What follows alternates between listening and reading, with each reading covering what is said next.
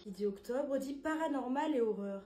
Chaque jour, je vous propose de découvrir une histoire qui vous fera frissonner. Pour commencer les festivités, je vous propose de plonger au cœur du procès des sorcières de Salem.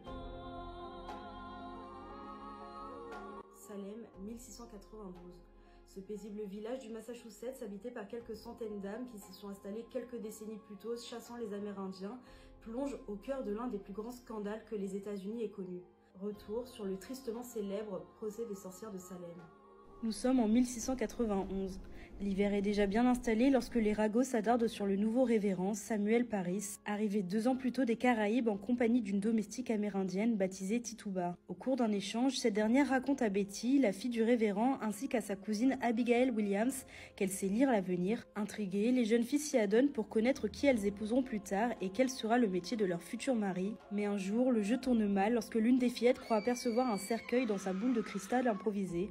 Est-ce l'événement déclencheur? Toujours est-il que Betty et sa cousine, terrifiées, sont prises de crises d'hystérie. Elles hurlent des obscénités, ont des spasmes musculaires, des cauchemars récurrents et murmurent dans un langage inconnu. Inquiet, le pasteur emmène sa fille chez le médecin qui livre un diagnostic dangereux.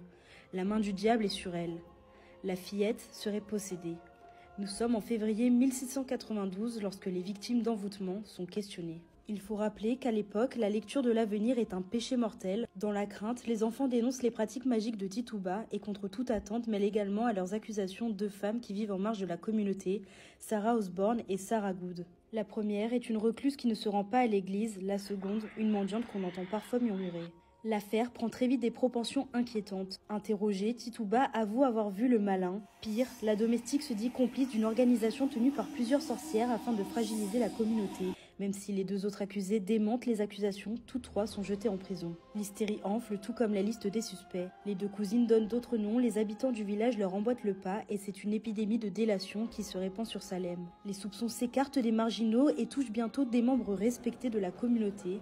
L'affaire n'est désormais plus du ressort des paroissiens, le temps presse, Sarah Osborne est déjà morte en prison et les crises d'hystérie des fillettes augmentent en intensité.